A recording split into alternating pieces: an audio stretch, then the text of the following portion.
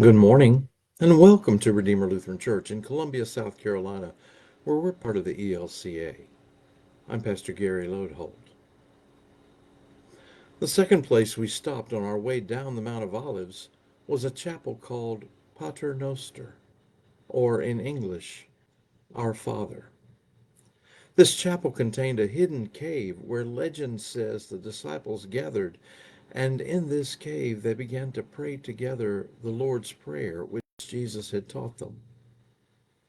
In the courtyard, the Lord's Prayer is etched in stone in 52 different languages.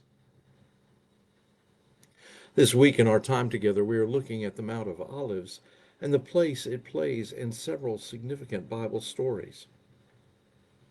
I knew the story of David fleeing from Absalom that we talked about yesterday, but I had not realized that the Mount of Olives was part of the story. Much like that, I think I knew our story for today, but again hadn't realized that it was centered on the Mount of Olives.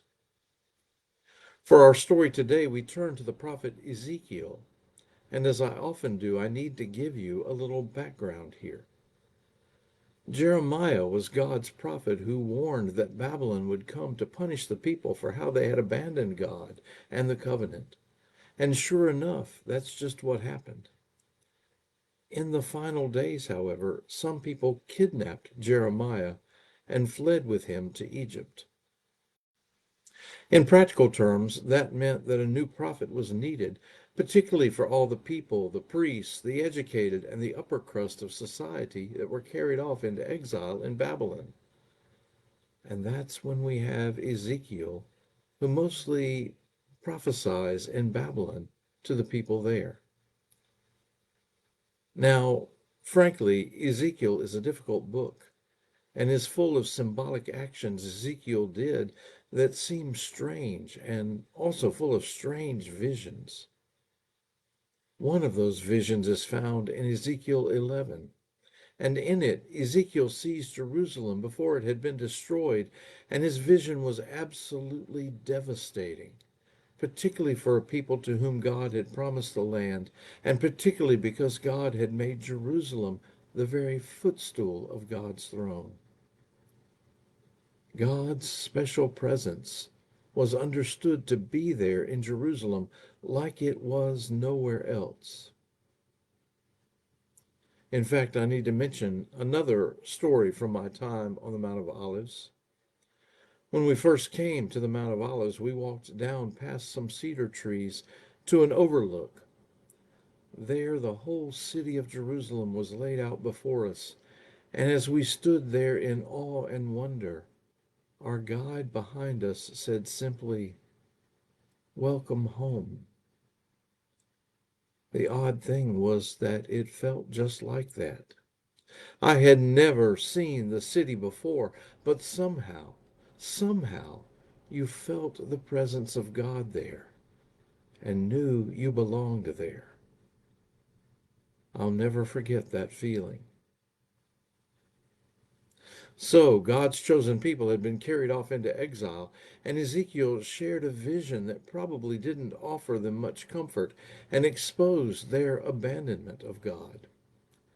Ezekiel saw the whole city before the destruction, looking fine and glorious.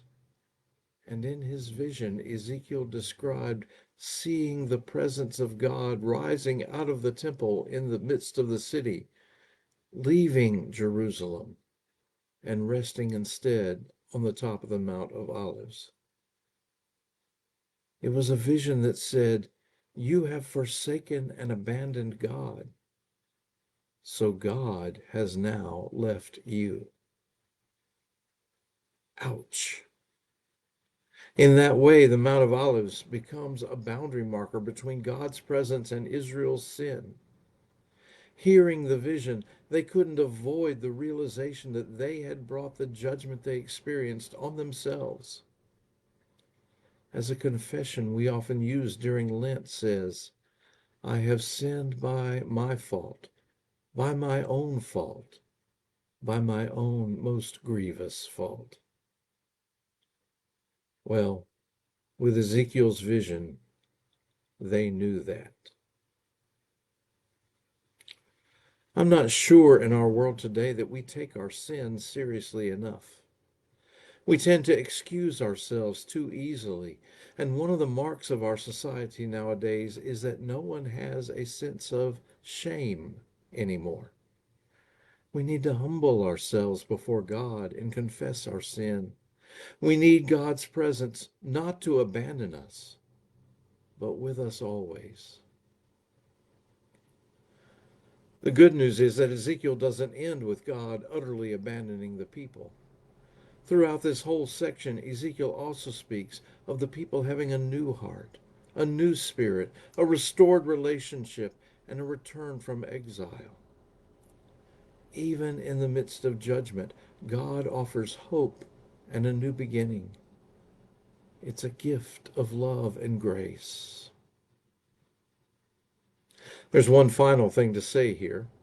By the time we get to the New Testament, we have the assurance that God's glory has returned in the person of Jesus. And more, we have the promise that Jesus will return to us too. Interestingly, that return is understood as taking place on the Mount of Olives. God's presence left to go there. From there, it returns to us. Take heart. God's mercy is greater than our rebellion. Thanks for sharing these moments with me. And remember to let this day belong to God.